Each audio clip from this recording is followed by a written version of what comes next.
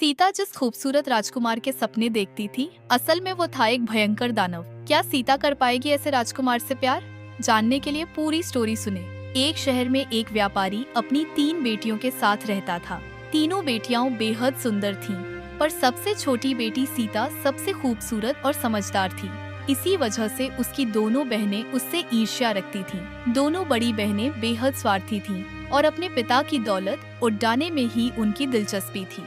सीता हमेशा अपने पिता का ख्याल रखती और हर रात वह एक सुंदर से राजकुमार का सपना देखती। उसे यकीन था कि एक दिन वह राजकुमार उसे अपने साथ महल में ले जाएगा। दिन गुजर रहे थे कि एक दिन की बात है, व्यापारी को खबर मिली कि उनके सारे जहाज समुद्री तूफान में डूब गए और सब तबाह हो गया। इस मुश्किल घड़ी में सीता ने पिता को संभाला, जबकि बाकी बहनें दिन भर रोती रहीं।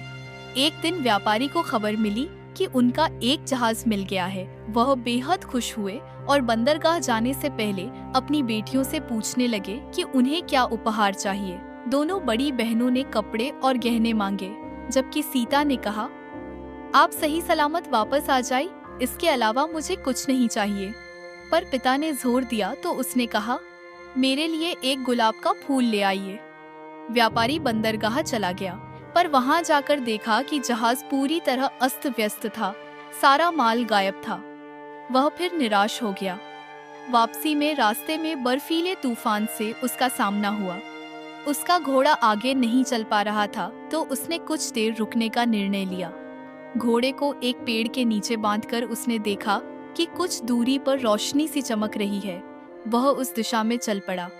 वहां जाकर उसने देखा कि एक आलीशान महल है और वहां तूफान का कोई असर नहीं था। बड़े सोने के दरवाजे से अंदर जाकर उसने आवाज लगाई, पर कोई नहीं था।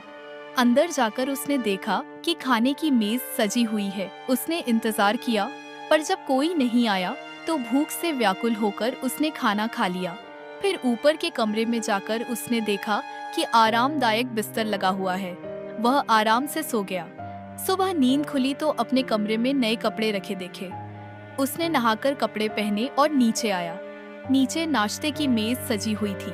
स्वादिष्ट नाश्ता करके उसने जोर से कहा, आप जो कोई भी हैं, बहुत दयालु हैं। आपकी मेजबानी के लिए धन्यवाद। अब मैं जा रहा हूँ। जैसे ही वह बाहर गया तो सामने गुलाबों का एक सुंदर बगीचा था, जिसमें बैंगनी रंग के गुलाब खिले थे।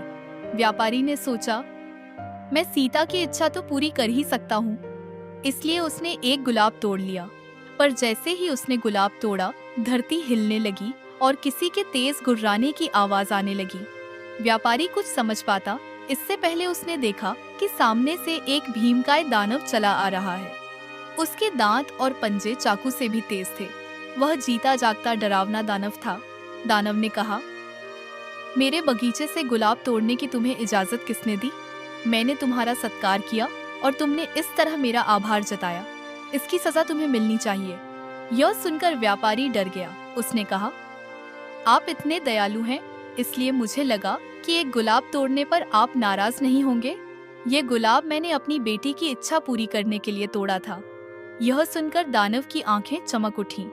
वह बोला, तुम्हारी बेटी है तो मेरे पास तुम्हारे लिए एक प्रस्ताव है जिससे तुम्हारी जान बच सकती है।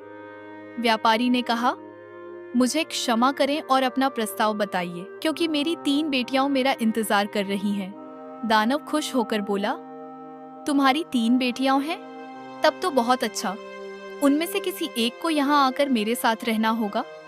उसके बदले तुम्हें आजादी मिलेगी। व्यापारी ने कहा, ठीक है, मैं घर जाकर अपनी बेटियों से कहूंगा। मुझे यकीन है कि उनमें से कोई ना कोई जरूर तैयार हो जाएगी।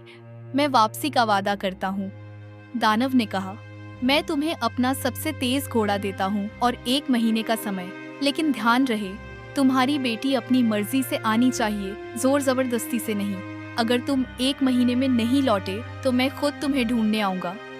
व्यापारी ने भले ही यह प्रस्ताव मान लिया, लेकिन उसे लगा कि उसकी कोई भी बेटी तैयार नहीं होगी और उसकी मौत निश्चित है। घर जाकर उसने सारी बातें बताईं। दोनों बहनें सीता पर क्रोधित हो उठीं। ये सब तुम्हारे गुलाब की वजह से हुआ? सीता ने शांत स्वर में कहा, मैं पिताजी का वादा निभाने के लिए उनके साथ जाऊंगी।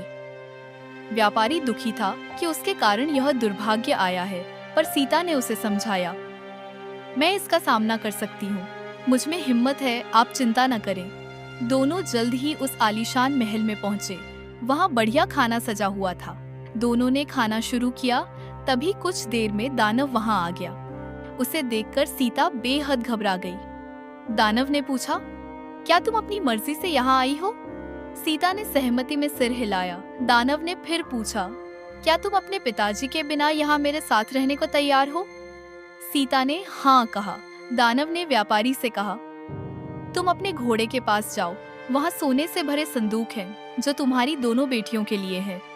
व्यापारी ने भारी मन से सीता से विदा ली। दानव ने सीता से कहा, ऊपर जाकर आराम करो। सीता ने ऊपर जाकर देखा कि एक बेहद खूबसूरत कमरा उसके लिए तैयार था। उसे आश्चर्य हुआ, फिर नींद आ गई और वह सो गई। सुबह उठी तो उसकी जरूरत और श्रृंगार का हर सामान तैयार था। वह नहाकर नीचे आई तो लजीज खाना सजा था। खाना खाकर वह आराम ही कर रही थी कि दानव उसके पास आया और बोला, क्या मैं बदसूरत और डरावना हूँ? सीता ने हल्के से सिर हिलाकर हाँ कहा। फिर दानव ने पूछा, क्या तुम मुझसे शादी करोगी? बिना डरे सच्चा जवाब दो। सीता ने मना कर दिया। जवाब सुनकर दानव चला गया। सीता हैरान थी कि इनकार करने पर भी दानव नाराज नहीं हुआ, न ही जबरदस्ती की। दानव हर रात खाने के बाद सीता से शादी की बात कहता और जब सीता मना कर देती तो वह बेहद उदास और दुखी होकर लौट जाता। धीरे धीरे दिन गुजरते गए। अब सीता को दानव से डर नहीं लगता था। वह उसके नेक दिल का सम्मान करने लगी थी। दानव उसके लिए पियानो भी बजाता और उससे लंबी लंबी बातें करता। आलीशान महल में रहना सीता को अच्छा तो लगने लगा था, लेकिन अब उसे अपने पिता की याद सताने लगी थी। सीता को उदास देखकर दानव ने पूछा, तो सीता ने 1 हफ्ते के लिए घर जाने की इच्छा जताई। दानव ने कहा कि वह सीता की इच्छा पूरी करेगा, लेकिन उसने धीरे से पूछा, कहीं ऐसा तो नहीं कि तुम मुझसे नफरत के कारण मुझसे दूर जाना चाहती हो? सीता ने तुरंत कहा, नहीं, मैं आपसे नफरत नहीं करती। आपको अकेला छोड़कर जाने का मुझे भी अफसोस है। दानव ने कहा, तुम जा सकती हो, पर यदि समय पर वापस नहीं आई तो मेरी मौत निश्चित है। सीता ने वादा किया, मैं ऐसा कभी नहीं होने दूंगी। तब दानव ने उसे एक अंगूठी दी और कहा, इसे पहनकर सो जाओ। जब उठोगी तो अपने पिता के घर पर होगी। जब तुम्हें वापस आने की इच्छा हो तो यह अंगूठी उतार देना, तुम तुरंत इस महल में पहुंच जाओगी। सीता बेहद खुश थी। अगली सुबह जब वह जागी तो खुद को अपने घर में अपने बिस्तर पर पाया। पिता को देखकर वह भावुक हो गई। पिता भी उसे देखकर बहुत खुश हुए। 1 हफ्ता गुजर गया, लेकिन सीता महल में वापस जाने की बात भूल गई थी। एक रात उसे सपना आया, दानव जमीन पर गिरा हुआ है और बस मौत के करीब है। वह डर गई और तुरंत वापस जाने का निर्णय लिया। सबसे अलविदा कहकर उसने अंगूठी उतारी और अगली सुबह वह फिर महल में पहुंच गई। वह सीधा उस बगीचे में दौड़ी जहां उसने सपने में दानव को मरते हुए देखा था।